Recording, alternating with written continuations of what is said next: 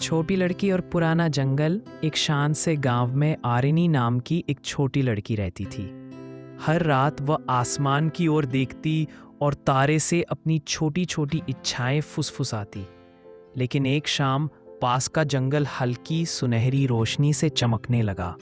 गांव के बुजुर्ग बोले, आज रात कल्पवृक्ष जागेगा। जिज्ञासु और साहसी आरिनी झिलमिलाते जुगनों की राह का पीछा करती धीरे धीरे जंगल में चली गई।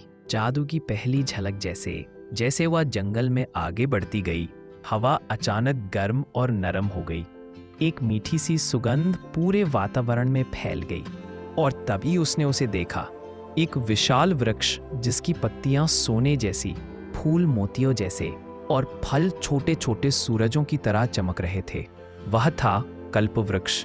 उसकी शाखाएं बिना हवा के भी झूम रही थी, मानो उसका स्वागत कर रही हो। आरिनी पास गई और धीरे से बोली, क्या आप सच में जादुई हैं? वृक्ष और भी उजाला बिखेरने लगा। उसके हृदय में एक कोमल आवाज गूंजी, बच्ची, हर इच्छा एक बीज है। तुम दया से जो बोती हो, जादू बनकर वही लौटता है। वह इच्छा आरिनी ने आंखें बंद की और सोचा, वह सबसे ज्यादा क्या चाहती है? न खिलौने, न मिठाइयाँ, कुछ और, कुछ शुद्ध। उसने इच्छा की, मेरा गांव हमेशा खुश रहे, कभी कोई अकेला न महसूस करे। कल्पवृक्ष तने से लेकर शिखर तक सुनहरी चमक से भर उठा।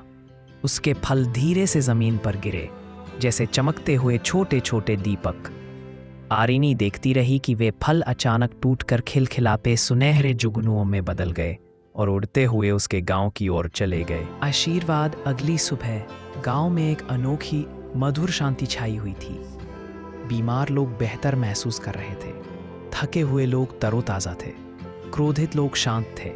हर कोई मुस्कुरा रहा था, मगर किसी को कारण नहीं पता था, सिवाय आरिनी के।